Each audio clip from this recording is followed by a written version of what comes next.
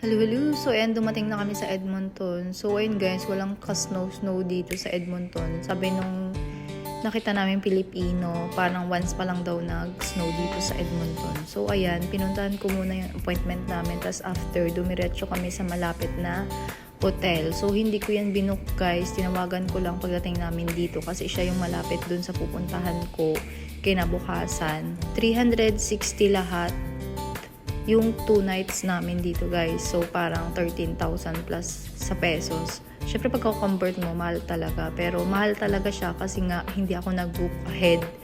So kaya naman ako hindi nag-book ahead kasi first time namin dito. Tapos hindi namin alam kung gaano ba kalayo yung pupuntahan namin kinabukasan. Syempre ayoko malate.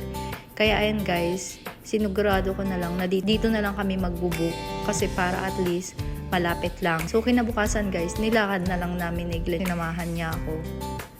Tapos, ayan guys, hirap na hirap kaming hanapin yung ilaw dito sa tutulugan namin. Wala palang ilaw. So, lamp lang pala. So, kadalasan dito yung mga sala or second time namin mag-hotel nung sinundo si Glenn.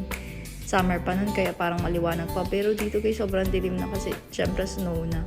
Ayun, hindi namin makita yung ilaw. Yun pala, lamp lang yung gamit. Wala talaga siyang ilaw. So, yun guys. Kaya next time, alam na namin pag pupunta kami dito, at least magbubook na kami. At saka alam na namin kung paano ba kalayo yung mga establishment. Parang mai-imagine na namin. Kasi dito guys, may mga stoplight. Kaya parang magkukos siya ng traffic. So, yun guys. Thank you guys for watching. Bye!